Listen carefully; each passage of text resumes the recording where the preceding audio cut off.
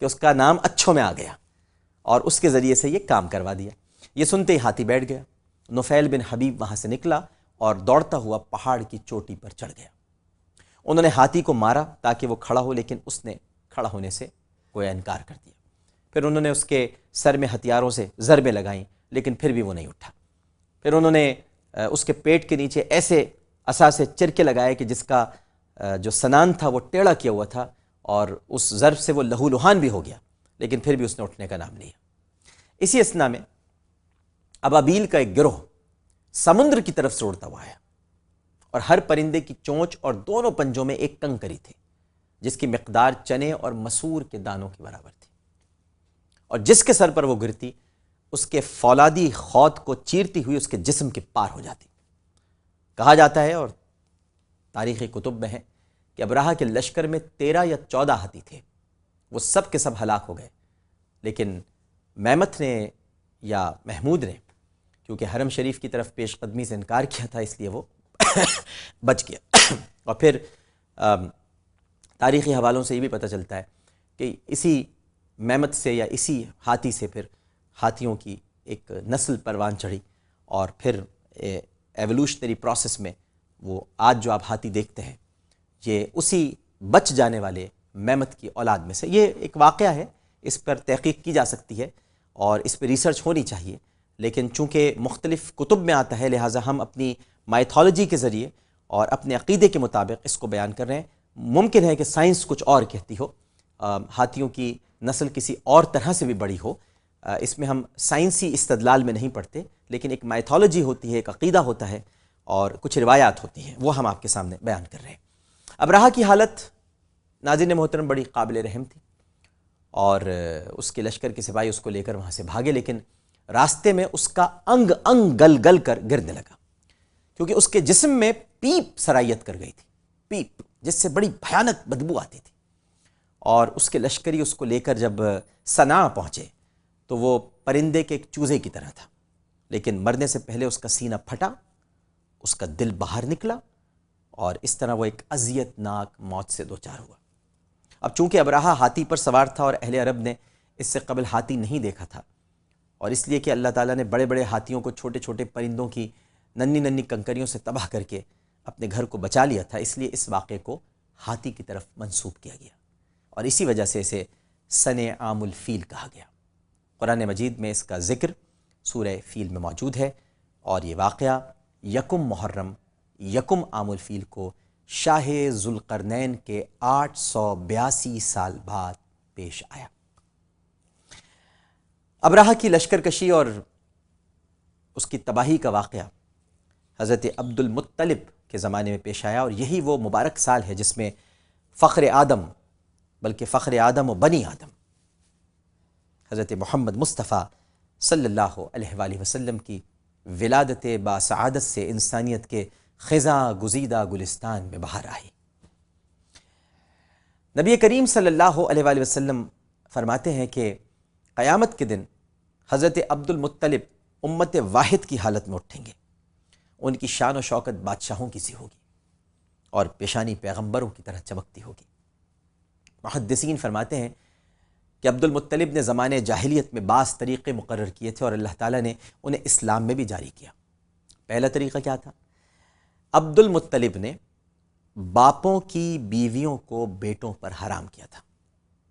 اللہ تعالیٰ نے اسی کے موافق ایک بڑی خوبصورت آیت نازل فرمائی، وَلَا تَنْكِحُوا مَا نَكَحَ آبَاؤُكُمْ مِنَ النِّسَاءِ، اور جن عورتوں سے تمہارے باپوں نے نکاح کیا ہے تم ان سے نکاح نہیں کرو۔ اسی طرح جب حضرت عبد المطلب نے چاہے زمزم کھودا تو اس کا نام سقا رکھا، اور اسی کو اللہ نے بھی قرآن میں سقا کہہ کر فرمایا۔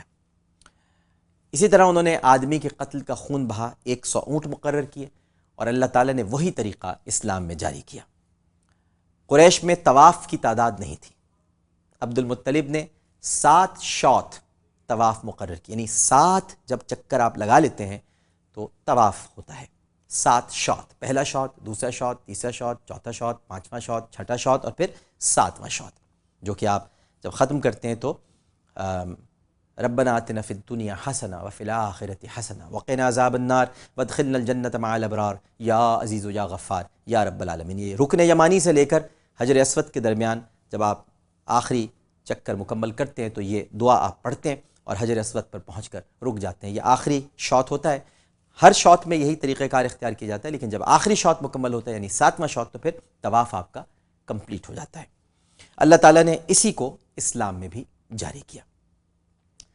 حضرت عبد المطلب کے حالات کو میں سید محمود جو کہ آلوسی جن کو کہا جاتا ہے، سید محمود شکری آلوسی، ان کے ان جملوں میں بیان کر کے ختم کرتا ہوں کہ آپ لکھتے ہیں کہ حضرت عبد المطلب کے چہرے سے نور کی شعائیں نکلتی تھیں اور آپ کے خد و خال سے خیر و برکت کے آثار نمایاں ہوتے تھے۔ وہ اپنی اولاد کو سرکشی اور ظلم سے منع کرتے تھے، مکارم اخلاق کو اپنانے کی انہیں ترغیب دیتے تھے اور گھٹیا کاموں سے انہیں روکتے تھے۔ آپ کی دعا ہمیشہ قبول ہوتی تھی اور آپ نے اپنے اوپر شراب کو حرام کر دیا تھا۔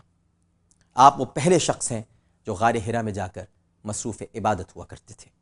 جب ماہ رمضان کا چاند دیکھتے تو حرا میں تشریف لے جاتے، مسکینوں کو کھانا کھلاتے۔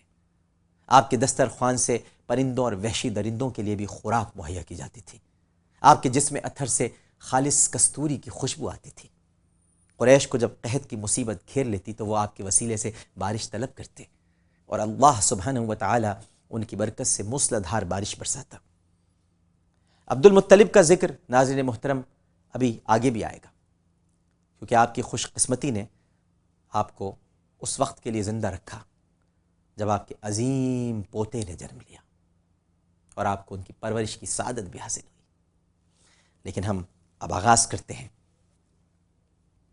اس چاند کا، اس مہتاب کا کہ جس کے آنے سے نبی کریم صلی اللہ علیہ وآلہ وسلم میرے آقا میرے مولا کے آنے کا ایک سلسلہ بنا، اور وہ ہیں سیدنا عبداللہ رضی اللہ تعالی عنہ بن عبد المطلب۔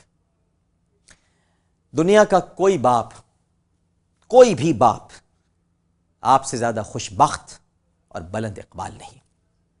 آپ اس عظیم ہستی کے باپ ہیں جو باعث تکوین کائنات ہیں، اولین و آخرین انبیاء مرسلین اور ان کی امتیں جس کے فیض سے فیضیاب ہیں، جو شفیع المذنبین ہیں، جو فلک نبوت و رسالت کا آفتاب عالم تاب ہے، جس کے طلوع ہونے کے بعد ہدایت کی روشنی اتنی فراواں ہو گئی کہ اس کے بعد کسی دوسرے نور ہدایت کی ضرورت ہی نہیں رہی، جس نے اپنی شبانہ روز محنت سے انسان کا ٹوٹا ہوا رشتہ اپنے رب سے جوڑ دیا، جس نے دل لوٹ لینے والی اپنی معصوم اداؤں سے اور دل لبھانے والی اپنی میٹھی میٹھی باتوں سے انسان کے دل میں اللہ سبحانہ و تعالی کی سچی محبت کا چراغ روشن کیا، جس نے اپنی نگاہ کرم سے جاں بلب انسانیت کو حیات جاوداں سے بہرور کیا۔